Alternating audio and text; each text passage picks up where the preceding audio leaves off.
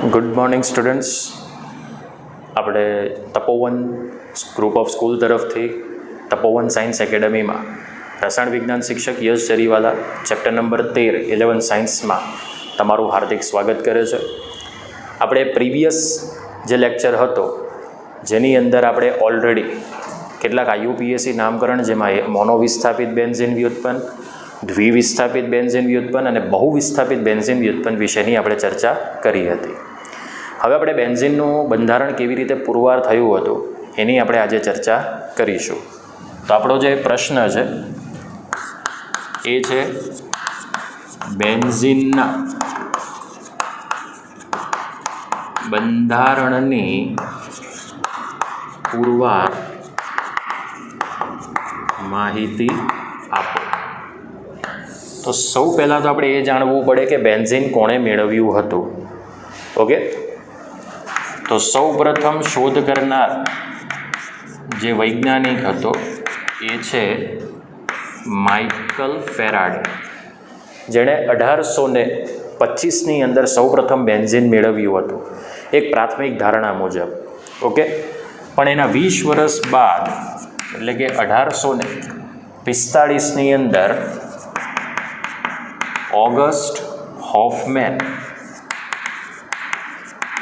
August Hofmann નામના રસાયણશાસ્ત્રીએ કોલ્ટારમાંથી benzene પ્રાપ્ત કર્યું હતું. કોલ્ટાર એ શું છે?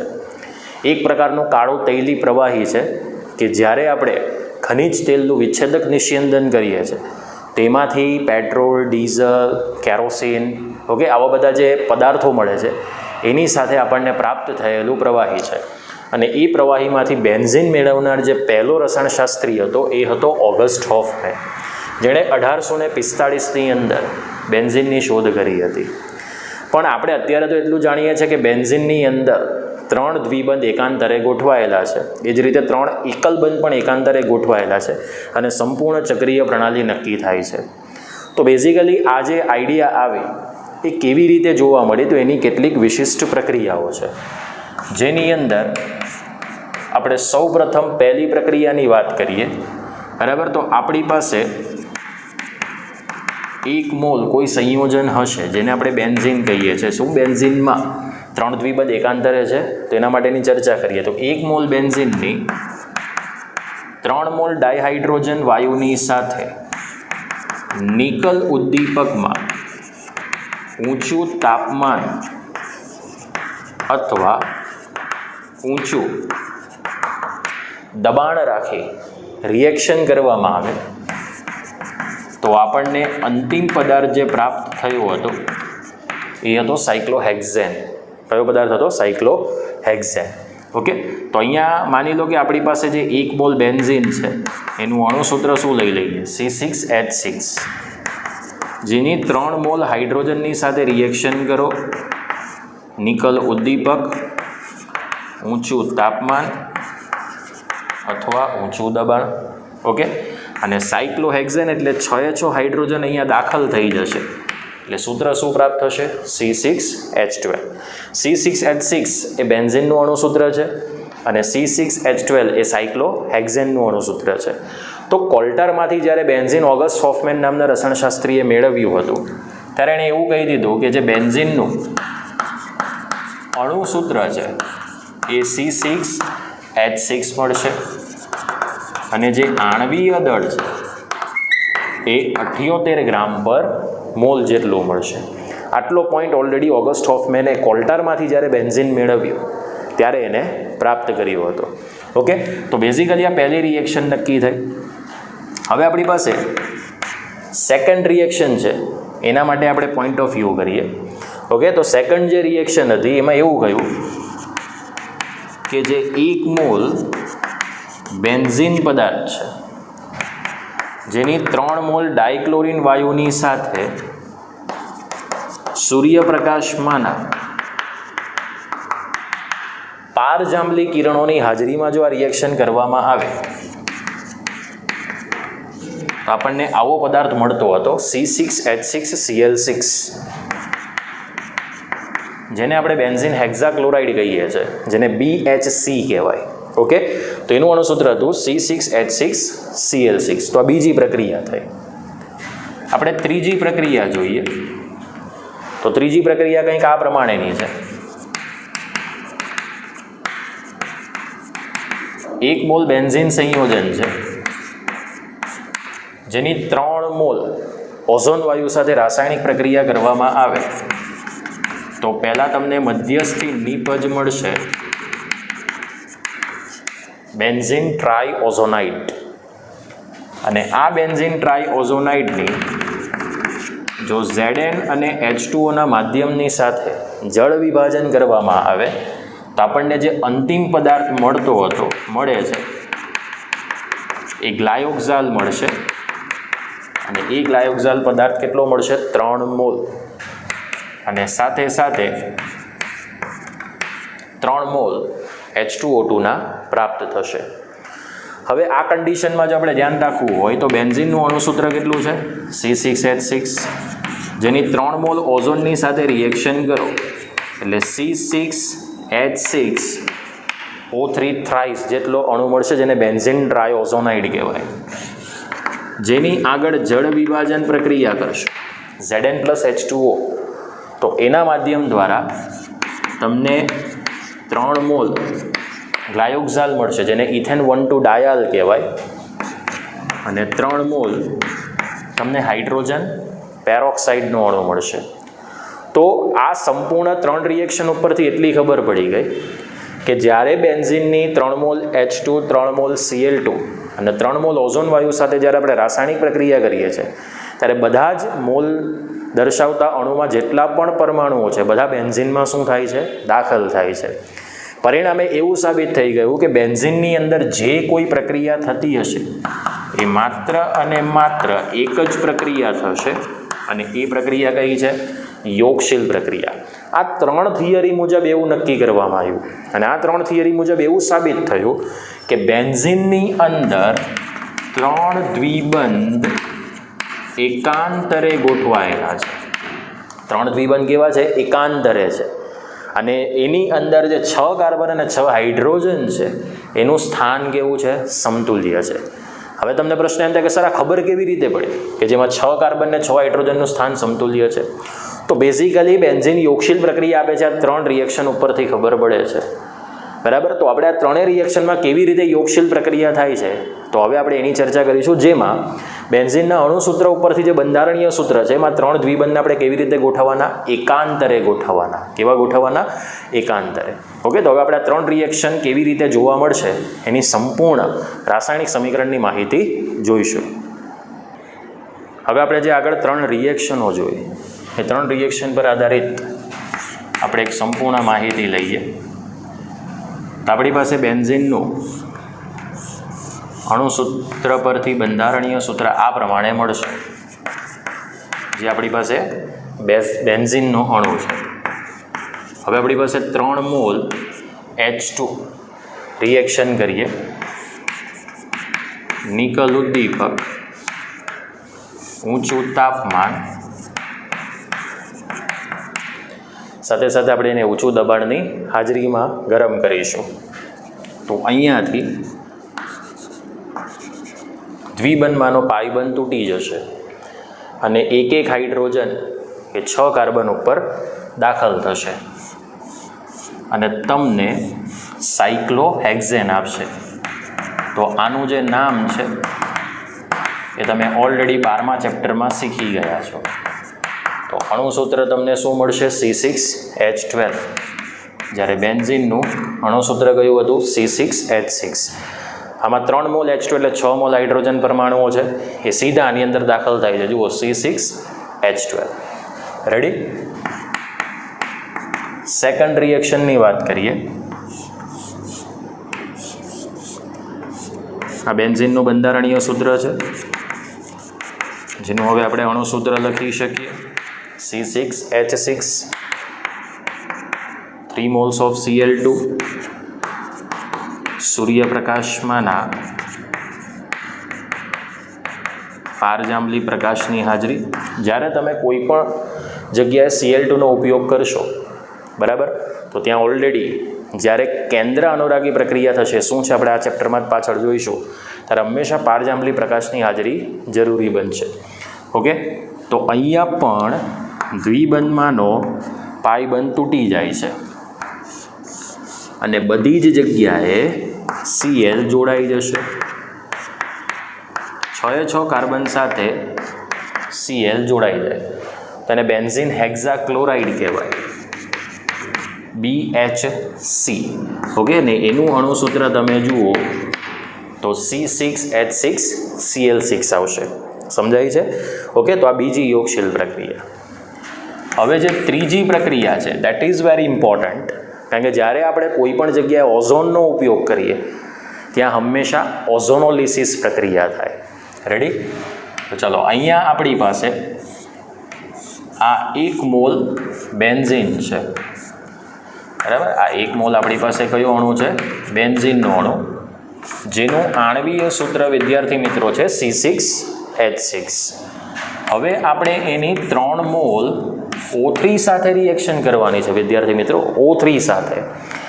એટલે મેં તમને શીખવાડ્યું હતું કે દ્વિબંધ તમારે સંપૂર્ણ તોડી નાખવાનો, બરાબર, અને ત્યાં તમારે શું બનાવવાનું? ઘર બનાવવાનું છે. ઓકે, તો અહીંયા CH CH CH CH CH CH 6 જગ્યાએ CH હશે, તો ચાલો આપણે એને 6 જગ્યાએ CH મૂકી દઈએ. અને એ જે CHનો અણુ છે એ તમારે ચક્રીય ફોર્મમાં મૂકવાનો છે. બોલા, ચક્રીય ફોર્મમાં મુકાઈ ગયો. પણ જ્યાં દ્વિબંધ છે એ જ દ્વિબંધે તમારે ઓઝોનનો અણુ મૂકવાનો છે. ચલો, અહીંયા આવશે, અહીંયા આવશે, અહીંયા આવશે. બોલો, 3 ઓક્સિજન પરમાણુ 1 મોલ ઓઝોનમાંથી આવશે. હવે આ પ્રમાણે તમે એને ઘર બનાવી દો. તો આ જે સિંગલ બોન્ડ છે એ તો એઝ ઇટ ઇઝ રહેશે. રેડી કે નહીં? ચલો, હવે બીજો ઓઝોનનો અણુ અહીંયા બનશે ઘર તરીકે. તો અહીંયા તો આ કાર્બન સિંગલ બોન્ડેડ જ રહેવાનો છે. પોઈન્ટ ક્લિયર થાય છે? હવે અહીંયા તમારે ગોઠવવાનો છે પેરોક્સાઇડ ફોર્મેશનમાં. રેડી? તો આ તો તમારો કાર્બન સિંગલ બોન્ડ જ રહેવાનો છે.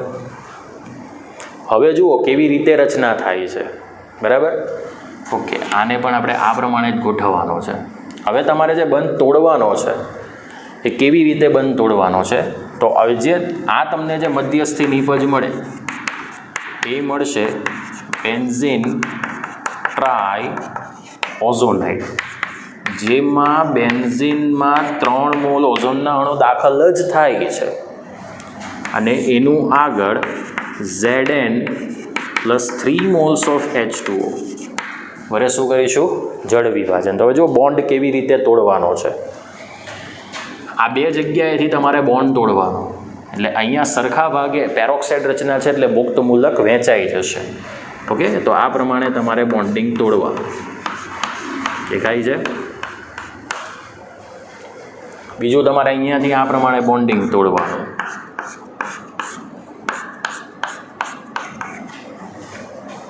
બરાબર? ચલો, ત્યાર પછી ત્રીજું બોન્ડિંગ આ પ્રમાણે તોડવાનું.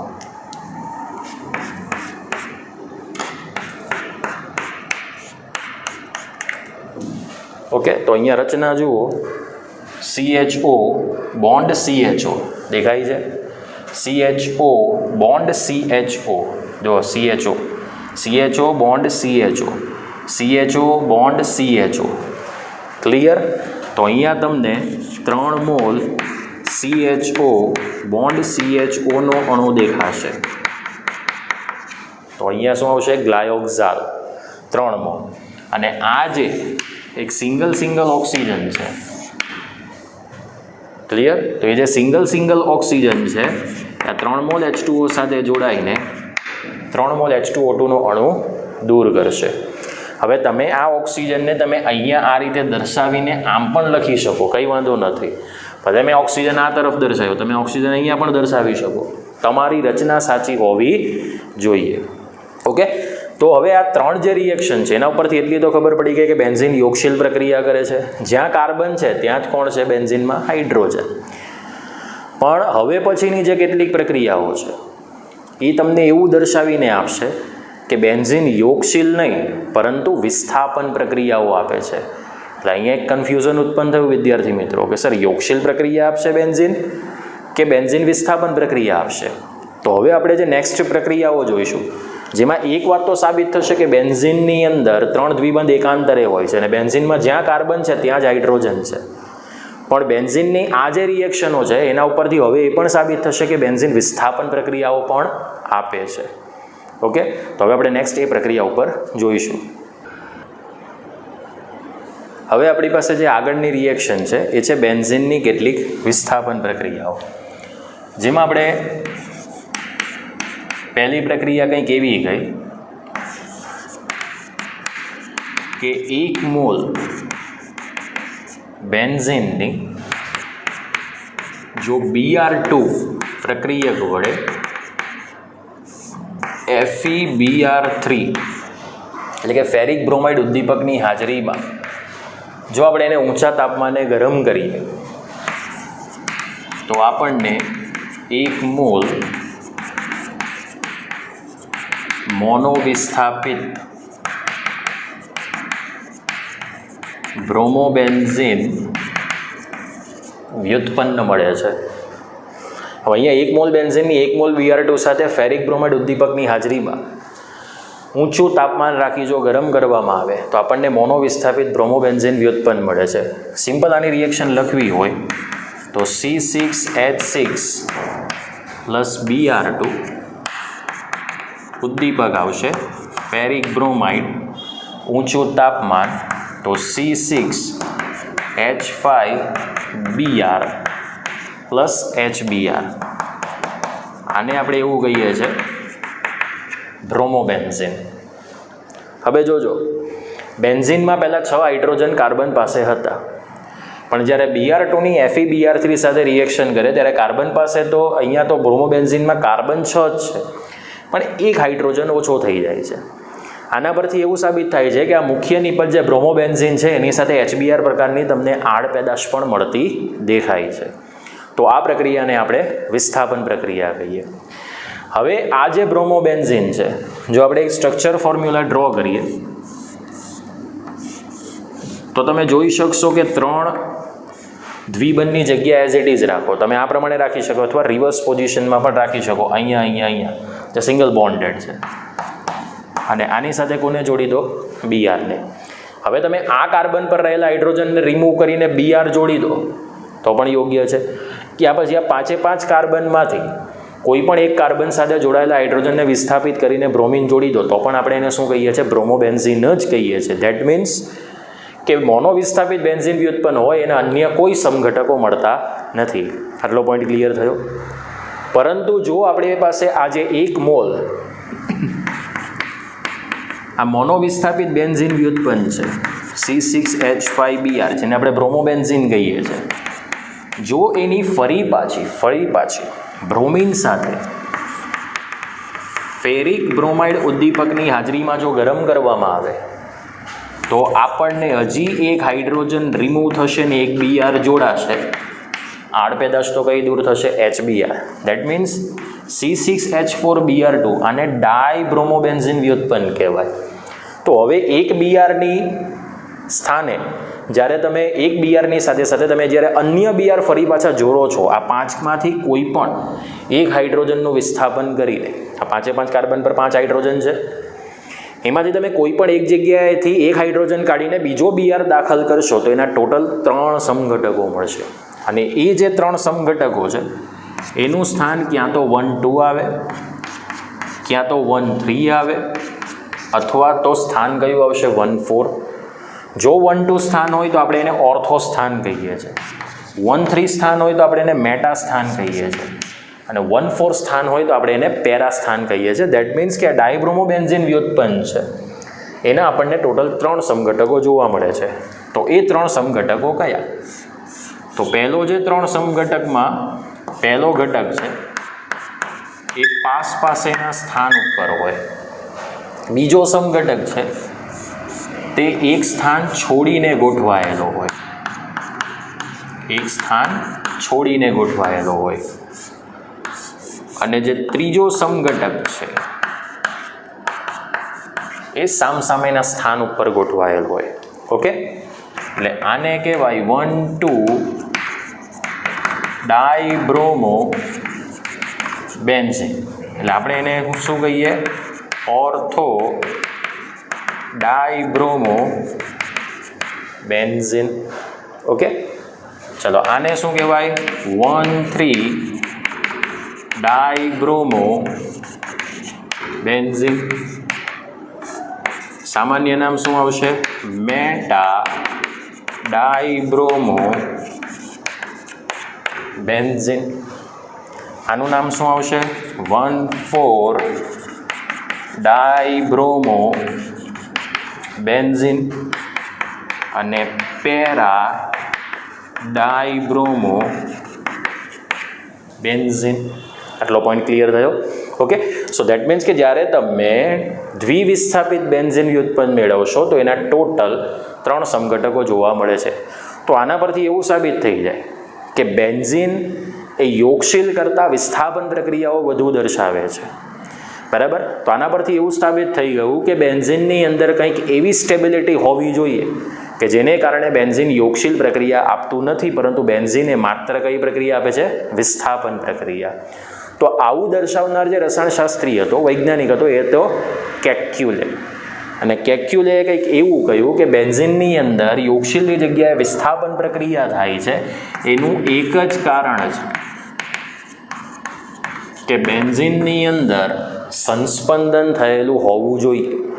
અને સંસ્પંદનને કારણે એવું સાબિત થયું કે દ્વિબંધની જગ્યા એ પરિવર્તનશીલ છે. દ્વિબંધની જગ્યા કેવી છે? પરિવર્તનશીલ. મતલબ કે તમે અહીંયા જે દ્વિબંધ ગોઠવો તો એની જગ્યાએ જ્યાં સિંગલ બોન્ડેડ છે ત્યાં પણ તમે દ્વિબંધની હાજરી ચકાસણી કરી શકો. હવે જો આ રિએક્શન પરથી એટલી ખબર પડી ગઈ કે બેન્ઝીનની અંદર જે પાઈ બંધ છે એની જગ્યા એઝ ઇટ ઇઝ છે. બરાબર? એ જ રીતે દ્વિવિસ્થાપિત બેન્ઝીન વ્યુત્પન્ન બનાવો છો તો પણ પાઈ બંધની જગ્યા બદલાતી નથી, એ પણ એઝ ઇટ ઇઝ રહી છે. તો યોગશીલ કરતાં બેન્ઝીન કઈ પ્રક્રિયાઓ વધારે આપે છે? વિસ્થાપન. બીજી માહિતી, બેન્ઝીનની અંદર દ્વિબંધ છે તો ખરેખર એ યોગશીલ પ્રક્રિયા આપતું હોવું જોઈએ, પણ એ આપે છે માત્ર કઈ પ્રક્રિયા? વિસ્થાપન પ્રક્રિયા. જે એનું એક જ રીઝન છે કે બેન્ઝીનમાં કઈ અસર જોવા મળે છે? સંસ્પંદન અસર. સંસ્પંદન અસરને કારણે સ્થિરતા વધે, ઉર્જા ઘટે. ઓકે, એટલે પ્રક્રિયા કરવાની ક્ષમતા ઘટી જાય છે. તો ત્યાં યોગશીલ પ્રક્રિયા આપતું નથી, પણ એની જગ્યાએ કઈ પ્રક્રિયા આપે છે? માત્ર વિસ્થાપન પ્રક્રિયા. તો હવે આપણે નેક્સ્ટ કે કેક્યુલે દર્શાવેલું જે બેન્ઝીનનું બંધારણ છે એની હવે આપણે ચર્ચા કરીશું. હવે આપણે લાસ્ટ અત્યારે એવું જોયું કે બેન્ઝીનમાં યોગશીલ કરતાં વિસ્થાપન પ્રક્રિયાઓ આપણને જોવા મળે છે. તો હવે આપણે જે ચર્ચા કરીશું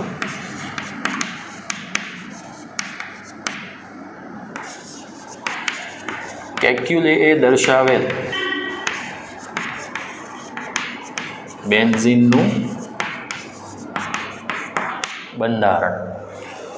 તો આજે કેક્યુલે રસાયણશાસ્ત્રી છે જેને 1865થી 1872 5 વર્ષના સમયગાળા દરમિયાન એણે એવું કહી દીધું કે બેન્ઝીન જે છે એ ષટકોણીય ચક્રીય આકાર ધરાવે છે, જેની અંદર 3 દ્વિબંધ અને 3 એકલબંધ એ એકાંતરે ગોઠવાયેલા છે. આવું કેક્યુલે પોતાનું સ્ટેટમેન્ટ આપ્યું હતું. અને ત્યારબાદ એણે એવું કહી દીધું કે જે બેન્ઝીન છે એ અનેક ગણી સ્થિરતા ધરાવે છે અને સ્થિરતાને કારણે જ આ બેન્ઝીનની અંદર શું થયેલું હોવું જોઈએ? સંસ્પંદન થયેલું હોવું જોઈએ. ચલો આપણે એ બેન્ઝીનનો પહેલો અણુ લઈએ. આ બેન્ઝીનનું પહેલું બંધારણીય સૂત્ર છે. હવે જો તમારે બીજું બંધારણીય સૂત્ર દોરવું હોય તો તમારા દ્વિબંધમાંના પાઈ બંધની જગ્યાને તમારે ચેન્જ કરવી પડે. ઓકે, તો તમને બીજું બંધારણ મળશે આ પ્રમાણેનું. આ છે એનું બીજું બંધારણ. હવે આમાંથી વળી પાછી આ રચના બનાવવી હોય તો આપણે ઇઝીલી પરિવર્તન કરી શકીએ. એનો મતલબ કે બેન્ઝીનની અંદર આ પ્રકારનું સંસ્પંદન થાય છે અને સંસ્પંદન થવાને કારણે બેન્ઝીન ભરપૂર ઇલેક્ટ્રોનીય મતલબ કે વધુ ઇલેક્ટ્રોનીય ઘનતા ધરાવે છે. મતલબ બેન્ઝીનમાં પાઈ ઇલેક્ટ્રોન્સ જ મુવમેન્ટ થાય છે. સિગ્મા તો એઝ ઇટ ઇઝ રહેશે, સિગ્મા ઇલેક્ટ્રોન મુવમેન્ટ થતા નથી. દ્વિબંધમાંના પાઈ ઇલેક્ટ્રોનનું જ અન્ય જગ્યાએ વિસ્થાનીકૃતિકરણ થાય છે. ધેટ મીન્સ કે બેન્ઝીન ઉપર વધારે પ્રમાણમાં શું જોવા મળે છે? ઇલેક્ટ્રોનીય ઘનતા.